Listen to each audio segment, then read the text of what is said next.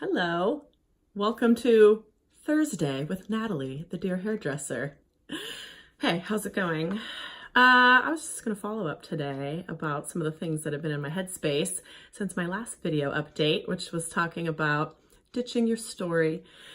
I can tell that collective energy is in a headspace right now where everyone is reflecting and trying to reassess and reevaluate what is going to be helpful from their past and moving into the future. We're in a Mercury retrograde, everyone's favorite time frame.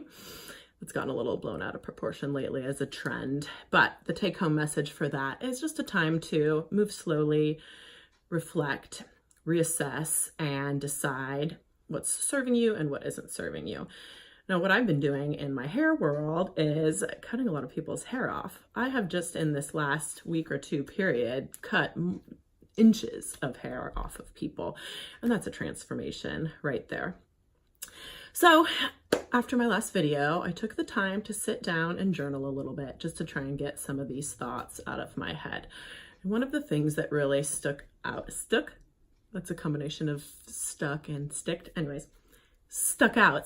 to me was when you're telling your story to someone. It's kind of tied in with something I was talking about getting advice or giving advice to people. Maybe you want to know, as you're sharing that story, what your intentions are with giving that person that information. So what I did is I broke that down into those two ideas of telling someone something because you want to get solutions, or telling someone something because you want to get empathy. So when you're telling something to someone about yourself so that they can understand you a little bit better, what you're looking for is empathy. So a good example in my world right now is this new person that I'm kind of seeing, that I'm being private about for good reason. I like privacy. Turns out I don't want to share everything, but what I can share with you that is just sort of a general idea is as you're getting to know someone new, you're going to have to share your story with them and your stories. It doesn't necessarily mean that you're going to bring that old story into your new world, but that person needs to understand you and why you act the way that you do and react, and be able to disassociate your issues with themselves. It's not really fair to bring your old story into a new relationship. It's not going to be helpful for them.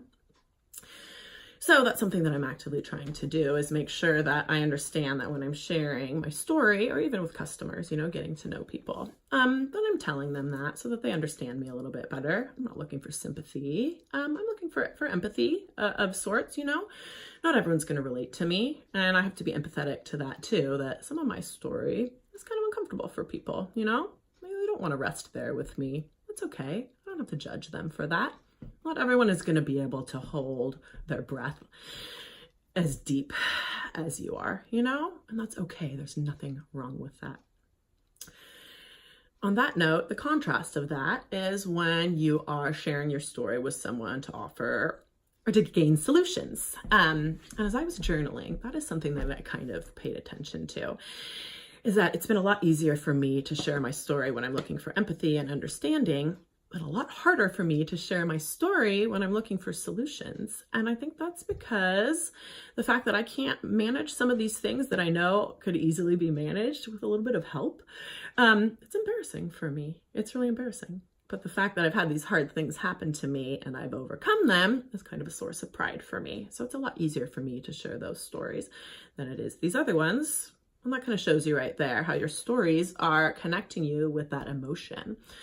So I must be addicted to kind of a shame emotion, and then also proving myself. Well, this is a cycle I don't want to be a part of anymore. I want to be proud of myself all the time.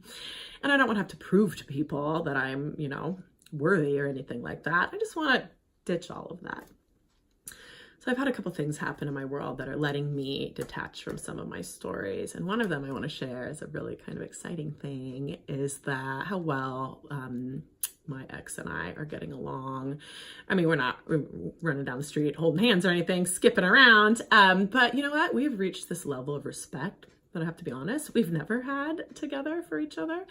And it feels so great. And the other day, we were communicating on the phone, just kind of catching up. We like to do that every now and then. Make sure we're on the same page, make sure the kids understand we're on the same page.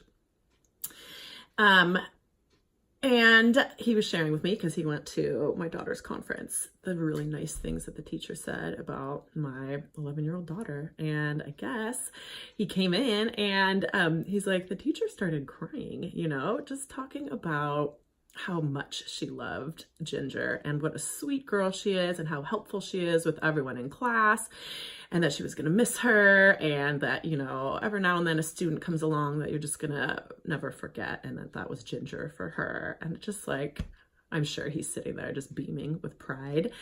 And I'm, super proud as I'm hearing that, and then so happy to even hear it through him. I mean, the next best thing from hearing it through the teacher.